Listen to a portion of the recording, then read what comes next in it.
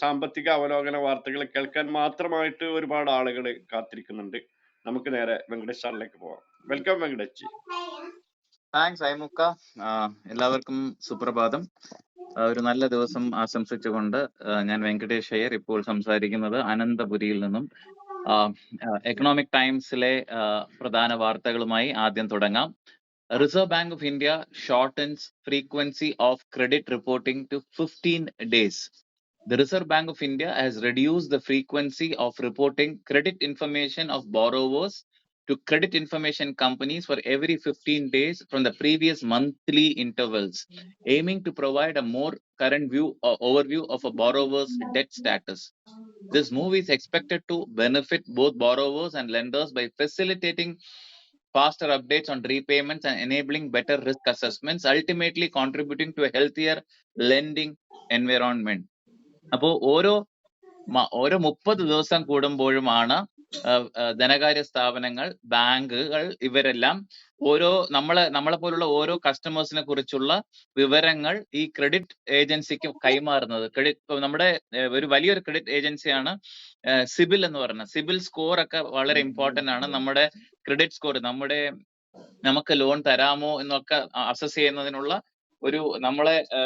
നമ്മുടെ credit worthiness assess ചെയ്യാനുള്ള ഒരു സ്കോറാണ് സിബിൽ സ്കോർ. അതുപോലെ പല ഏജൻസീസ് ഉണ്ട്. അതുപോലുള്ള ഏജൻസീസിന് മാസത്തിൽ ഒരിക്കലാണ് റിസർവ് ബാങ്ക് അനുശാസിച്ച് ഈ ഇൻഫർമേഷൻ കൈമാറുന്നത് ഉണ്ടായിരുന്നത്. അതിനി 15 ദിവസത്തിന് ഒരിക്കലാക്കണമെന്ന് റിസർവ് ബാങ്ക് എല്ലാ ബാങ്കുകൾക്കും ധനകാര്യ സ്ഥാപനങ്ങൾക്കും നിർദ്ദേശം കൊടുത്തിട്ടുണ്ട്. ഇത് കുറച്ചുകൂടെ ഡൈനമിക് ആയിട്ടുള്ള ഒരു ക്രെഡിറ്റ് സ്കോർ കൊണ്ടുവരാനായിട്ട് സാധിക്കും. ഇത് ധനകാര്യ സ്ഥാപനങ്ങൾക്കും ബാങ്കുകൾക്കും അതുപോലെ തന്നെ ഉപഭോക്താക്കൾക്കും പ്രയോജനപ്പെടുന്ന ഒരു കാര്യമാണെന്നാണ് പറയുന്നത്.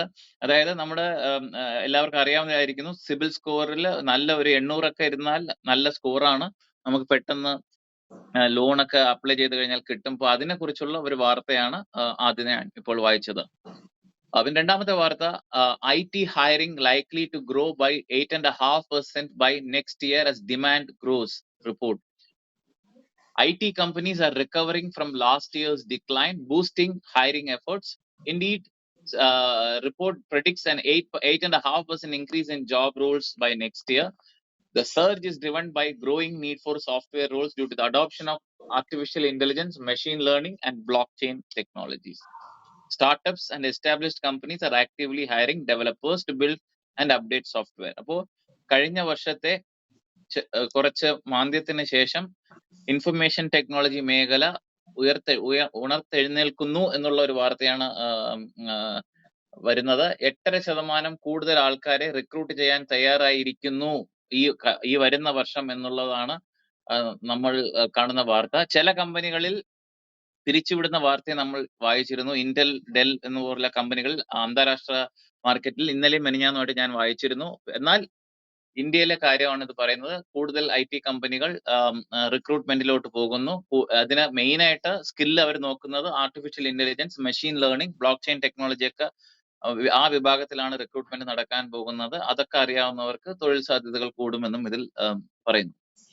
ഫൈനാൻഷ്യൽ എക്സ്പ്രസിലോട്ട് പോയി കഴിഞ്ഞാൽ, real GDP growth four current fiscal at 7.2% says Reserve Bank of India. The Reserve Bank of India on Thursday retained the growth projection at 7.2% for the current fiscal amid expectations of a normal monsoon. In its last bi-monthly monetary policy review in June, RBI had projected the GDP growth rate at the same level. The RBI Governor Shaktikanta Das, while announcing bi-monthly monetary policy, said that improved agricultural activity brightens the prospects of rural consumption, while sustained buoyancy in services activity would support urban consumption. അപ്പോൾ ഇന്നലെ നമ്മൾ വാർത്ത വായിച്ച് അവസാനിപ്പിക്കുന്നതിന് മുമ്പ് ഞാൻ ഒരു update കൊടുത്തിരുന്നു. മോണിറ്ററി പോളിസി അപ്ഡേറ്റ് ആയിരുന്നു. പലിശ നിരക്കുകളൊക്കെ അതേ നിലയ്ക്ക് 6.5% നിലനിർത്തിക്കൊണ്ട് റിസർവ് ബാങ്ക് ഇന്നലെ പലിശ നയം പ്രഖ്യാപിച്ചിരുന്നു. മോണിറ്ററി പോളിസി ഓരോ 2 മാസം കൂടുമ്പോഴും ബൈമന്ത്ലി മീറ്റിംഗ് ആണ് നടക്കുന്നത്. 6 പേരുള്ള ഒരു കമ്മിറ്റിയാണ്. അതിലെ ചെയർമാൻ റിസർവ് ബാങ്ക് ഗവർണറാണ് ശക്തികാന്ത ദാസ്. അത് ഓരോ വിഷയവും അവർ ചർച്ച ചെയ്തിട്ട് വോട്ടിനിടും. ഇന്നലെ പലിശ നിരക്ക് കൂട്ടാനോ കുറയ്ക്കണോ എന്നുള്ളതിന് വോട്ടിനിട്ടപ്പോൾ 4 പേര് അതിനെ അനുകൂലിച്ചും 2 പേര് അതിനെ എതിർത്തുമായിരുന്നു വോട്ട് ചെയ്തത്. അതുകൊണ്ട് പലിശ നിരക്ക് നിലനിർത്തിപ്പോയി, കുറച്ചില്ല. അതിന്റെ കൂടെ തന്നെ അവര് ഇന്ത്യയുടെ സമ്പദ്ഘടന ഈ വർഷം 7.2% വളർച്ച നേടുമെന്നുള്ള അവരുടെ ആദ്യത്തെ പ്രഖ്യാപനം, കഴിഞ്ഞ 2 മാസം മുമ്പുള്ള പ്രഖ്യാപനം അതുപോലെ തന്നെ നിലനിർത്തിക്കൊണ്ട് ഉള്ള ഒരു പ്രഖ്യാപനവും നടത്തി എന്നാണ് ഫൈനാൻഷ്യൽ എക്സ്പ്രസ് റിപ്പോർട്ട് ചെയ്യുന്നത്. 6 leased airports generate 2032 crore for Airports Authority of India in passenger fees in 6 months. The Airport Authority of India has received passenger fees from the private partners running the 6 airports that were leased out in 2019, totaling to approximately 2032 crore as of June of current year. The private partners of these airports have paid approximately 2032 crore to Airport Authority of India as passenger fee in till June 2024.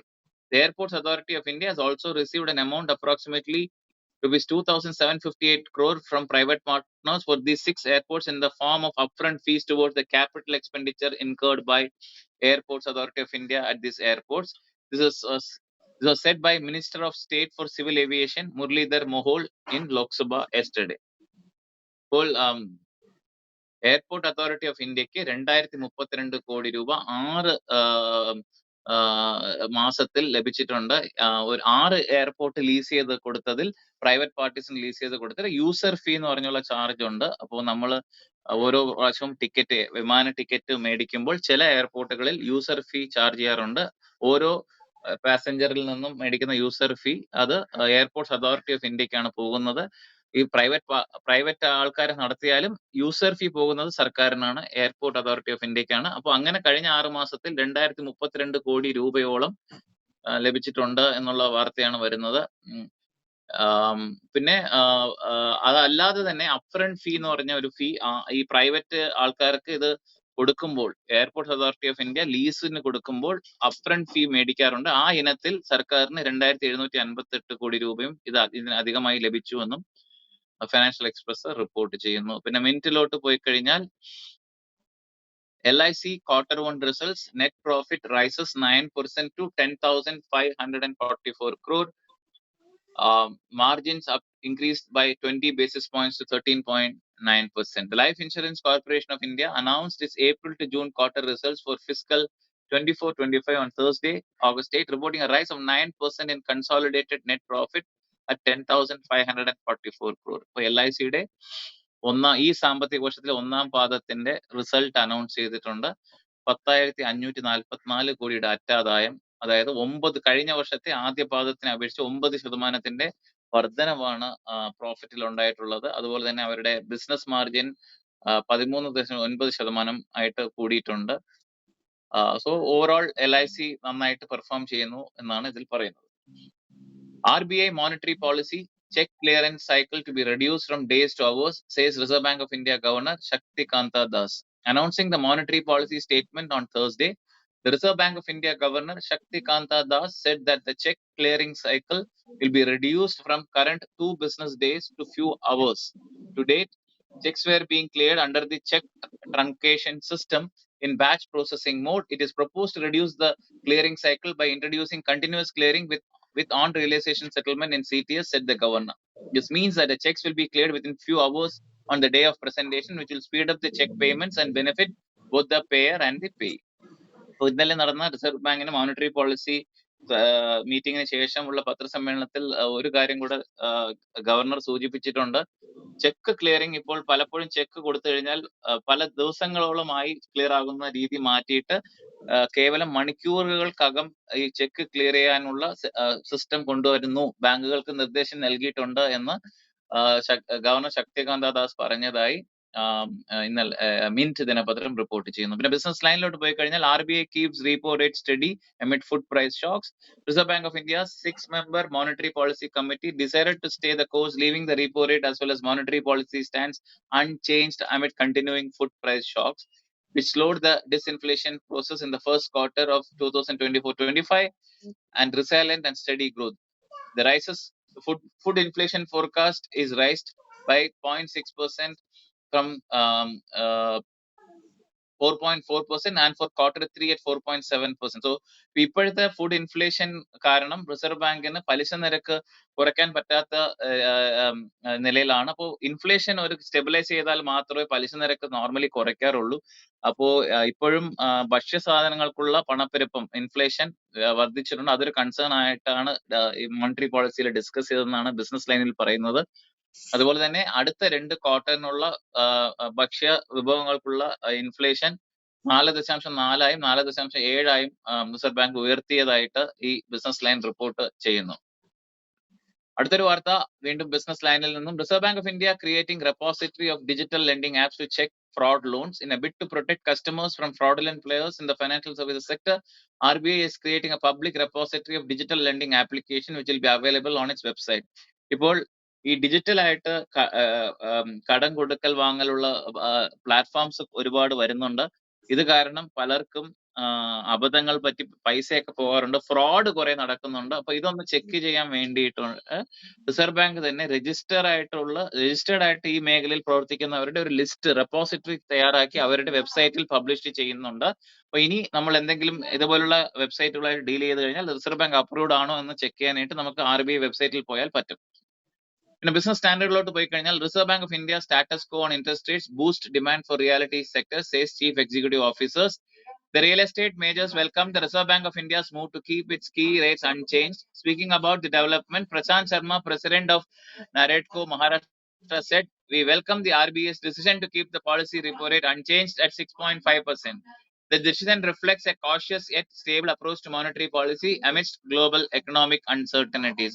അപ്പോൾ ഇന്നലെ reserve ബാങ്കിന്റെ പലിശ നിരക്ക് വ്യതിയാനമില്ലാതെ കൊണ്ടുപോകാനുള്ള തീരുമാനത്തെ പ്രശംസിച്ചുകൊണ്ട് ഈ real estate മേഖലയിലുള്ള പല കമ്പനീസിന്റെ ഹെഡ്സും പോസിറ്റീവായിട്ടാണ് പറഞ്ഞിട്ടുള്ളത്.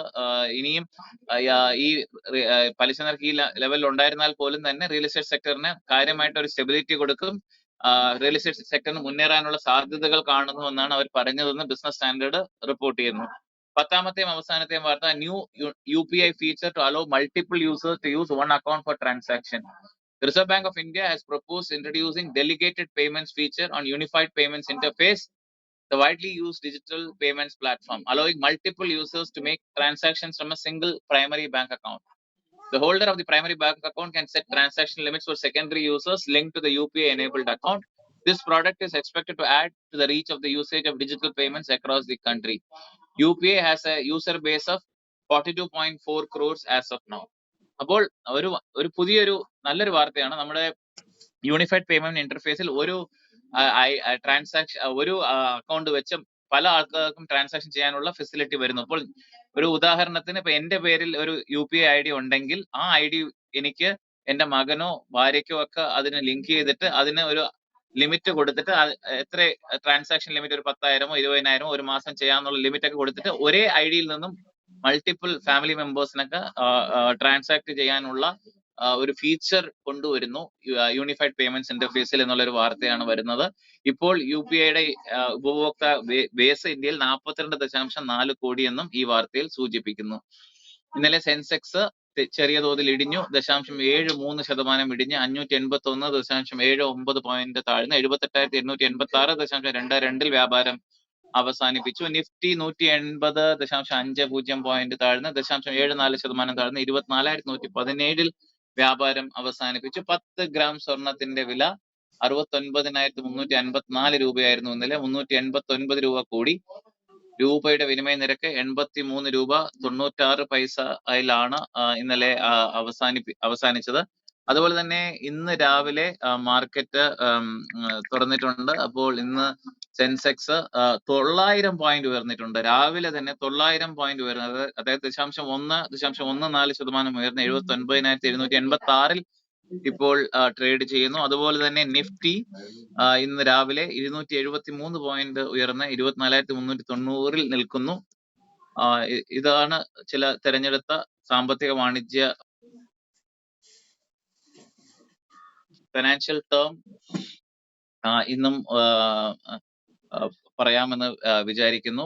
നമ്മൾ പൊതുവെ ഈ മോണിറ്ററി പോളിസിയിൽ റിസർവ് ബാങ്ക് പറയുന്ന ഒരു ടേം ആണ് റീപ്പോ റേറ്റ്. എന്താണ് ഈ റീപ്പോ റേറ്റ് എന്നുള്ളത് നമുക്ക് പഠിക്കാം. റീപ്പോ എന്ന് പറഞ്ഞാൽ അതിന്റെ ഫുൾ ഫോം റീപർച്ചേസ് എഗ്രിമെന്റ് എന്നാണ്. അപ്പോൾ നമ്മൾ ഒരു സെക്യൂരിറ്റി ഒരാൾക്ക് കൊടുത്തിട്ട് അത് ഭാവിയിൽ നമ്മൾ തന്നെ കൂടുതൽ പൈസക്ക് തിരിച്ച് മേടിക്കും. നമ്മളൊരു 100 രൂപയുടെ സാധനം ഒരാൾക്ക് കൊടുത്തിട്ട് അതേ സാധനം 101 രൂപയ്ക്കോ 102 രൂപയ്ക്കോ തിരിച്ചു മേടിക്കുന്നു. ഇതിനൊരു എഗ്രിമെന്റ് കൊടുത്തിട്ട് നമ്മൾ ആ സാധനം അയാൾക്ക് കൊടുത്തിട്ട് പൈസ മേടിക്കുന്നു, 100 രൂപ മേടിക്കുന്നു, പിന്നെ 102 രൂപ കൊടുത്തിട്ട് അതേ സാധനം വീണ്ടും കുറച്ച് ദിവസം കഴിഞ്ഞ് മേടിക്കുന്നു. ഇതാണ് ഒരു simple example of repurchase agreement. അപ്പൊ റിസർവ് ബാങ്ക് ഇത് ബാങ്കുകൾക്ക് പൈസ ആവശ്യമായിട്ട് വരുമ്പോൾ അവരുടെ കയ്യിലുള്ള ഗവൺമെന്റ് സെക്യൂരിറ്റീസ് റിസർവ് ബാങ്കിന് കൊടുത്തിട്ട് പൈസ മേടിക്കും. പിന്നെ കുറച്ച് ദിവസം കഴിഞ്ഞ് കൂടുതൽ പൈസക്ക് റിസർവ് ബാങ്കിന്റെ തന്നെ ആ കൊടുത്ത ഗവൺമെന്റ് സെക്യൂരിറ്റീസ് തിരിച്ചു മേടിക്കും. ഇതിനെയാണ് റീപർച്ചേസ് എഗ്രിമെന്റ് എന്ന് പറയുന്നത്. ഇതിനൊരു റേറ്റ് ഉണ്ട്. ഇത് റിസർവ് ബാങ്ക് കമേഴ്സ്യൽ ബാങ്ക്സിന് കടം കൊടുക്കാനുള്ള ഒരു ഫെസിലിറ്റിയാണ് റീപർച്ചേസ് എഗ്രിമെന്റ് എന്ന് പറയുന്നത്. എപ്പോഴെങ്കിലും കമേഴ്സ്യൽ ബാങ്ക്സിന് പൈസ ആവശ്യമുണ്ടെങ്കിൽ അവരുടെ കയ്യിലുള്ള ഗവൺമെന്റ് സെക്യൂരിറ്റീസ് റിസർവ് ബാങ്കിന് കൊടുത്തിട്ട് അത് സെക്യൂരിറ്റി ആയിട്ട് വെച്ചിട്ട് കടമെടുക്കും. തിരിച്ച് കൊടുക്കും. പലിശ സഹിതം തിരിച്ചു കൊടുക്കുമ്പോൾ അത് ആ സെക്യൂരിറ്റി തിരിച്ചു കമേഴ്സ്യൽ ബാങ്ക്സിന് കൊടുക്കും. ഈ പ്രോസസ്സിനാണ് റീപർച്ചേസ് എന്ന് പറയുന്നത്. അതിനുള്ള റേറ്റിനെയാണ് റീപ്പോ റേറ്റ് എന്ന് പറയുന്നത്. ആ റീപ്പോ റേറ്റ് കൂടുകയും കുറയ്ക്കുകയും ചെയ്യും. അത് കൂടുകയും കുറയ്ക്കുകയും ചെയ്യുമ്പോൾ അതുവഴി പലിശ നയം റിസർവ് ബാങ്ക് വ്യക്തമാക്കും. ഇപ്പോൾ നമ്മുടെ റീപർച്ചേസ് എഗ്രിമെന്റ് റേറ്റ് 6.5%. ഇതേ റീപർച്ചേസ് എഗ്രിമെന്റ് തിരിച്ചുമാകാം. അത് ഇപ്പോൾ റിസർവ് ബാങ്ക് പൈസ ആവശ്യമുണ്ടെങ്കിൽ റിസർവ് ബാങ്ക് കയ്യിലുള്ള ഗവൺമെന്റ് സെക്യൂരിറ്റീസ് കമേഴ്സ്യൽ ബാങ്ക്സിന് കൊടുത്തിട്ട് പൈസ വാങ്ങിച്ചിട്ട് തിരിച്ചും കുറെ ദിവസം കഴിഞ്ഞ് ആ സെക്യൂരിറ്റി തിരിച്ചെടുക്കുന്ന പ്രോസസ്സിനെ റിവേഴ്സ് റീപ്പോ എന്ന് പറയും. ആ റിവേഴ്സ് റീപ്പോ റേറ്റ് എപ്പോഴും റീപ്പോ റേറ്റിനേക്കാളും കൂടുതൽ ആയിരിക്കും പലിശ നിരക്ക്. ഇപ്പോഴത്തെ repo rate 6.5%. Reverse repo rate 3.35%. Reserve bank പലിശയ്ക്ക് കമേഴ്സ്യൽ ബാങ്ക്സിൽ നിന്ന് കുറച്ച് പലിശയ്ക്ക് എടുക്കത്തുള്ളൂ. അപ്പോൾ നമ്മൾ ബേസിക് ആയിട്ട് നമ്മൾ നോക്കേണ്ടത് ഈ റീപ്പോ റേറ്റ് കൂടുന്നതും കുറയുന്നതും റിസർവ് ബാങ്കിന്റെ പലിശ നിരക്ക് കൂട്ടുന്നതിനും കുറയുന്നതിനും ഭാഗമായിട്ട് അവരത് കൂട്ടുകയും കുറയ്ക്കുകയും ചെയ്യും. അത് നമ്മൾ നോക്കിക്കഴിഞ്ഞാൽ നമുക്ക് മനസ്സിലാക്കാൻ കഴിയും പലിശ നിരക്കിന്റെ പോക്ക് മുകളിലോട്ടാണോ താഴോട്ടാണോ എന്ന്. ഇത്രയും പറഞ്ഞുകൊണ്ട് ഇന്നത്തെ ബിസിനസ് വാർത്ത അവസാനിപ്പിക്കുന്നു. എല്ലാവർക്കും ഒരു നല്ല ദിവസം ആശംസിച്ചുകൊണ്ട് over to you moderators. Thank you Venkatesh ji. Repo നിരക്ക് നമ്മളെപ്പോഴും കേൾക്കുന്നതാണ്, അതിന്റെ ഒരു വ്യക്തത ഇപ്പൊ കിട്ടി. പക്ഷെ ഈ പണപ്പെരുപ്പ നിരക്ക് നിയന്ത്രിക്കാൻ റിപ്പോ നിരക്കിന് സാധിക്കും എന്ന് പറയുന്നത് എങ്ങനെയാണ്? അതോടൊപ്പം തന്നെ ഒരു സംശയമുള്ളത്, എയർപോർട്ടുകളിലെ യൂസേജ് ഫീ ഗവൺമെന്റിലേക്കാണ് പോകുന്നത് എന്ന് പറഞ്ഞു. അപ്പോൾ പ്രൈവറ്റ് മേഖലയിലുള്ള എയർപോർട്ടിലും ഇങ്ങനെ തന്നെയാണ്, യൂസേജ് ഫീ സർക്കാരിനാണ് പോകുന്നത്. വെങ്കടേഷ് ജി അതൊന്ന് ക്ലിയർ ആക്കിയാൽ. അത് അങ്ങനെയാണ് ഇതില് വാർത്തയിൽ കൊടുത്തിട്ടുള്ളത്. 2000 കോടി രൂപ government airport authority of India, government സ്ഥാപനമായ എയർപോർട്ട് അതോറിറ്റി ഓഫ് ഇന്ത്യക്കാണ് പോകുന്നത് എന്നാണ് വാർത്തയിൽ ക്ലിയർ ആയിട്ട് കൊടുത്തിട്ടുള്ളത്. ഇത് നമ്മുടെ ഫിനാൻഷ്യൽ എക്സ്പ്രസിലാണ് വന്നിട്ടുള്ളത് വാർത്ത. ഓരോ പാസഞ്ചറിൽ നിന്നും മേടിക്കുന്ന എയർപോർട്ട് പാസഞ്ചർ ഫീ പോകുന്നത് എയർപോർട്ട് അതോറിറ്റി ഓഫ് ഇന്ത്യ. അത് മുഴുവനും ആണോ എന്ന് വ്യക്തമാക്കിയിട്ടില്ല. ഇതിൽ എത്രയാണ് പോകുന്നതെന്ന് പറഞ്ഞില്ല. 2032 കോടി പാസഞ്ചർ ഫീ ആയിട്ട് എയർപോർട്ട് അതോറിറ്റി ഓഫ് ഇന്ത്യക്ക് ലഭിച്ചു എന്നാണ് പറയുന്നത്. അപ്പോൾ അതിന്റെ സ്പ്ലിറ്റ് വല്ലതും ഉണ്ടോന്ന് ക്ലിയർ ആയിട്ട് കൊടുത്തിട്ടില്ല ഇതിൽ. പിന്നെ പലിശ നിരക്കിന്റെ കാര്യം സോറി പറയൂ, അതും കൂടി പറയൂ. മറ്റേ പണപ്പെരുപ്പവും റിപ്പോ നിരക്കും തമ്മിലുള്ള എന്താ ബന്ധം? പണപ്പെരുപ്പം കൺട്രോൾ ചെയ്യാൻ റിസർവ് ബാങ്കിന് ചെയ്യുന്ന രീതി എന്ന് പറഞ്ഞാൽ, നമ്മുടെ സമ്പദ്ഘടനയിൽ കൂടുതൽ മണി സർക്കുലേഷൻ വരുമ്പോൾ മണി സർക്കുലേഷൻ കുറയ്ക്കാനും കൂട്ടാനും വേണ്ടിയിട്ടുള്ള ഒരു മെത്തേഡാണിത്. പലിശ നിരക്ക് കൂട്ടുമ്പോഴും കുറയ്ക്കുമ്പോഴും ചെയ്യുന്നത് ഈ മണി സർക്കുലേഷൻ കൂട്ടാനും കുറയ്ക്കാനും ഉപകരിക്കും. അത് അവർ പല രീതിയിൽ അത് പ്രാവർത്തികമാക്കും. അതിന്റെ ഒരു മെത്തേഡാണ് ഈ ഇൻട്രസ്റ്റ് റേറ്റ് കൂട്ടുകയും കുറയ്ക്കുകയും ചെയ്യുന്നത് റീപ്പോ റേറ്റ് വഴി. ഇപ്പൊ റീപ്പോ റേറ്റ് വഴി പലിശ നിരക്ക് കൂട്ടിക്കഴിഞ്ഞാൽ മാർക്കറ്റിൽ കൂടുതൽ പലിശയാകും. നമ്മൾ ബാങ്കിൽ ചെന്ന് കടം എടുക്കുമ്പോൾ കൂടുതൽ പലിശ കടം എടുക്കേണ്ടി വരും. ആൾക്കാർ കൂടുതൽ കടമൊന്നും എടുക്കാതെയാകും. അപ്പോൾ കുറച്ച് കൺസംഷൻ കുറയും. അപ്പോൾ അത് കാരണം ഇൻഫ്ലേഷൻ കുറച്ച് കൺട്രോളിലോട്ട് കൊണ്ടുവരാൻ പറ്റും.